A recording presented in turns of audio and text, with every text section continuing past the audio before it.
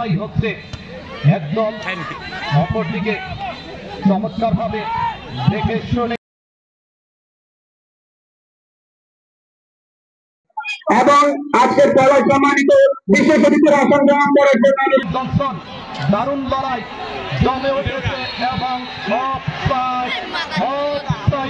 তুলে দিচ্ছেন আব্দুল কালাম বাদল। ধন্যবাদ জানাই আমাদের পুরস্কার গ্রহণ করলেন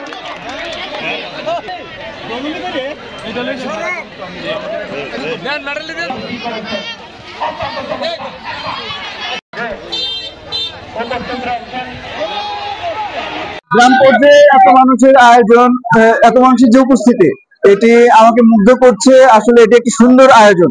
এই আয়োজনের ফলে আমি আশা করি যে যুব সমাজ খেলাধুলার প্রতি আগ্রহী হবে এবং তারা মাদক থেকে দূরে সরে যাবে। মাদকের বিপরীতে আমরা এটা একটা স্লোগান, যদি তারা যদি খেলা খেলে, তাদের সময়টা খেলাতে থাকে, তাইলে কিন্তু আর অন্য দিকে যাবে না। এসে আজকে যে পরিবেশ দেখলাম, এত মানুষ, এত সুন্দর পরিবেশে একটা ফুটবল খেলা। আমরা কাজ করতেছি যাতে মাদক এই দেশ থেকে, এই এলাকা থেকে উঠে যায়। আমাদের ফুটবল খেলার মূল উদ্দেশ্য হচ্ছে যুব সমাজকে মাদক থেকে বিরত রাখার জন্য। গ্রামগঞ্জের মানুষ ফুটবলকে এত ভালোবাসে, দর্শকের আনাগোনায় বোঝা যায় এখনো বাংলাদেশের মানুষ ফুটবলকে এত ভালোবাসে।